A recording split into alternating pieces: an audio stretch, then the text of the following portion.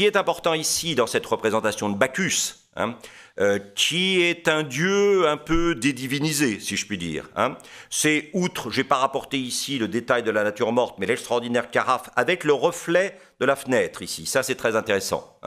Mais peut-être s'il y a de plus intéressant, outre évidemment le personnage, pas très facile à situer, mais bon, voilà, c'est la nature morte.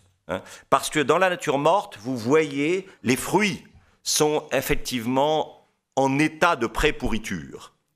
Et alors là, vous êtes obligé de penser qu'il y a ce qu'on est communément tenté d'appeler un rapport métonymique entre le possesseur et l'objet possédé. C'est-à-dire que l'objet possédé indique par sa pourriture métonymiquement le côté peut-être un tout petit peu pourri, un tout petit peu malsain du personnage. Ceci est consubstantiel aux natures mortes de Caravage. Vous savez qu'il n'y a qu'une nature morte unique, qui n'est pas un attribut d'une scène, c'est la fameuse nature morte qui est à l'Ambrosiana à Milan.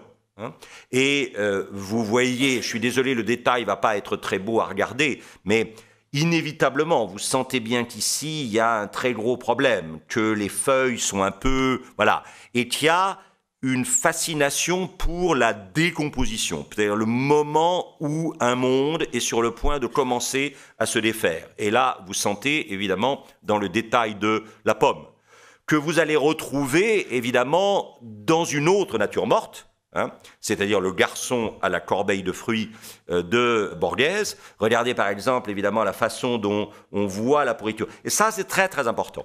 C'est-à-dire que ce rapport métonymique, c'est-à-dire que l'objet que je tiens en dit plus sur moi qui le tient que sur finalement ce qui est tenu.